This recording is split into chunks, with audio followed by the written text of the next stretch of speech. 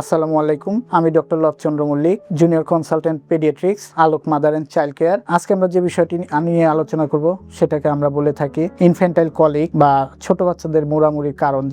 এটা হচ্ছে মেইনলি একটা সুস্থ স্বাভাবিক বাচ্চার অতিরিক্ত কান্নার অবস্থা, যেটা মূলত 2 থেকে 3 সপ্তাহ থেকে শুরু হয়ে থাকে। 6 থেকে 8 সপ্তাহে এটা সর্বোচ্চ আকার ধারণ করে এবং সর্বোচ্চ 3 থেকে 4 মাস পর্যন্ত এটা স্থায়িত্ব হয়। এটা হচ্ছে লক্ষণগুলো হচ্ছে বাচ্চা অতিরিক্ত কান্না করবে, বাচ্চার পেট শক্ত হয়ে যাবে, বাচ্চার মুখ কান্না করতে করতে লাল হয়ে যায়, বাচ্চা হচ্ছে পা ভাঁজ করে তার পেটের দিকে নিয়ে যায়। যেইগুলি আমরা খেয়াল করি যে বাচ্চা হচ্ছে সপ্তাহে অন্তত 3 বারের বেশি, দিনে 3 ঘন্টা বা তার বেশি অধিক সময় ধরে কান্না করে, অথবা পরপর টানা 3 সপ্তাহ বা তার বেশি সময় ধরে কান্না করবে।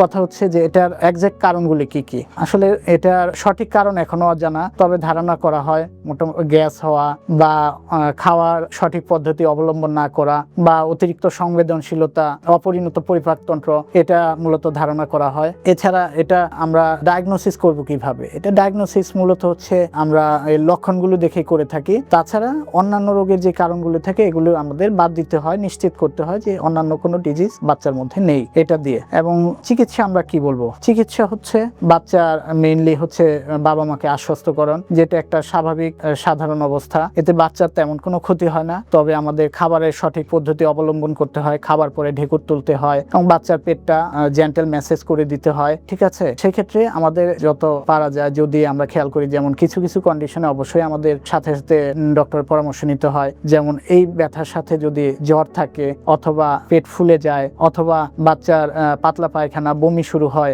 বাচ্চা হচ্ছে আপনার পায়খানার সাথে রক্ত যায়, সেক্ষেত্রে অবশ্যই আমাদের ডক্টরের শরণাপন্ন হতে হবে। এই সব বিষয় খেয়াল করলে অবশ্যই আমরা এটা আশ্বস্ত থাকতে পারবো যে আমাদের বাচ্চার যেই কান্নাকাটি হচ্ছে এটা কোনো বড় ধরনের রোগের কারণ না, এবং এটা আমাদের বাচ্চার তেমন শারীরিক কোনো ক্ষতি করবে না, দৈহিক বৃদ্ধি অথবা মানসিক বিকাশে এটা কোনো খারাপ কোনো প্রভাব ফেলবে না। সেক্ষেত্রে আমাদের একটু অবশ্যই সতর্কতা অবলম্বন করতে হবে। যেই অস্বাভাবিক অবস্থাগুলির কথা বললাম সেগুলো অবলম্বন করতে হবে। এগুলো অবলম্বন করতে পারলে আমরা আমাদের বাচ্চাদের নিয়ে খুব বেশি চিন্তিত হবার তেমন কোনো কারণ থাকবে না। অবশেষে আমি বলবো, আলোক হেলথ কেয়ার এবং হাসপাতাল সুনামের সাথে দীর্ঘ 30 বছর ধরে এই অঞ্চলে কাজ করে যাচ্ছে। তাই পরিশেষে বলবো, আলোকের সেবা নিন, সুস্থ থাকুন, মনে রাখবেন সুস্থ জীবন সুন্দর পৃথিবী।